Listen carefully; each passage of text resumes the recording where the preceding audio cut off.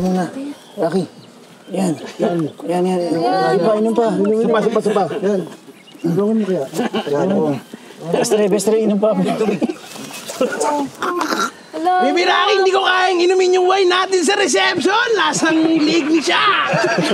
Bakit gano'n? Bestre, uminom ka. Kailangan mo ng tubig. Tubig! Tubig!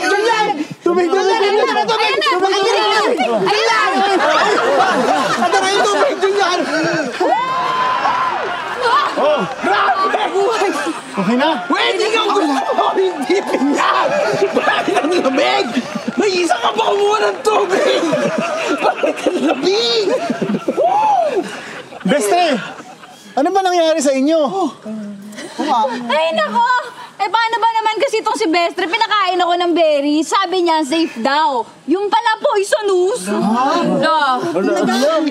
Kasi pag pinahid mo kasi sa katawan mo yun, makati dapat. Ala, delayed reaction, oh! Oo nga. Talaga, Buti na lang hindi nakakamatay yung lason. Bakit nakangiti ka kanina, boss, nung habang wala kang malay? Oo nga. Kasi, nagpi-prenup kami ni Baby Rocky. Wow! Ang ganda! Ang ganda-ganda! Ikaw naman, Rocky. Bakit hindi ka nakangiti kanina nung nadatnang kita? Paano? Hinahabol ako ni Bestre. Pilit ba naman akong pinapasok sa simbahan? Ano kaya yun?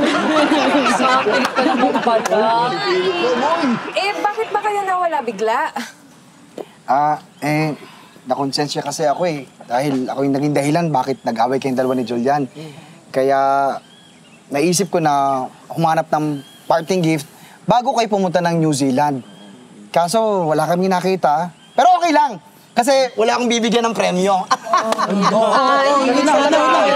Wait lang. Meron kami ni Macy. Joey na yun eh. Kelly. Para sa inyo to. One of a kind to. Parang kayo.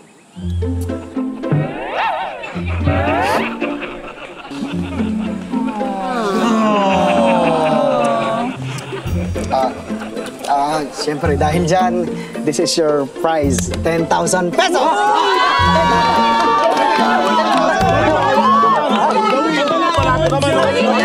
Bait mo talaga, boss! 10,000 lang naman. Congrats, Joey!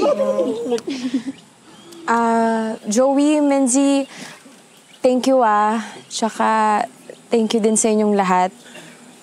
Pero, baka hindi na ako tumuloy ng New Zealand.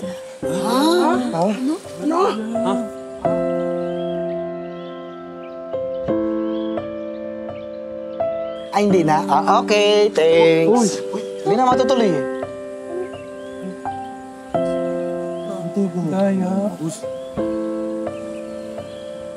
Tigo mo. Ito binigay nilang sa...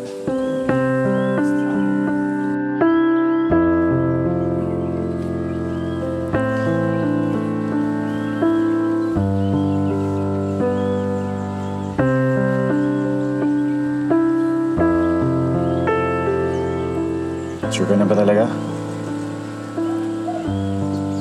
Alam mo, kaya ako sasama sa'yo sa New Zealand. Kaya, nag-adjust ako sa mga plano mo. Kasi naisip ko na mas mabuting magkasama tayo. Kesa sa long-distance relationship.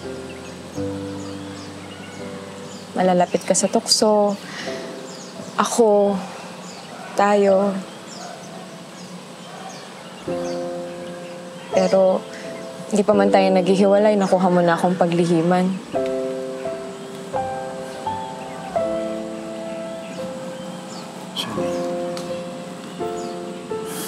Yung kiss, wala talaga sa akin yun. Sa'yo, wala. Pero meron sa akin. Kung ano man yung mga napagplanuhan natin, kung anong meron tayo, kung ano man tayo sa isa't isa, naisip ko na baka mas mabuting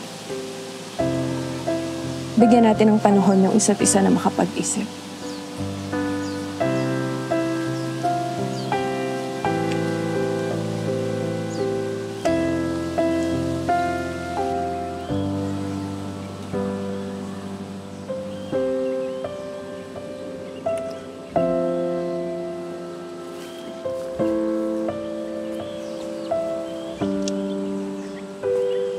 If they need space, give it to them. If you don't, you may get closer to them, but they may grow away from you.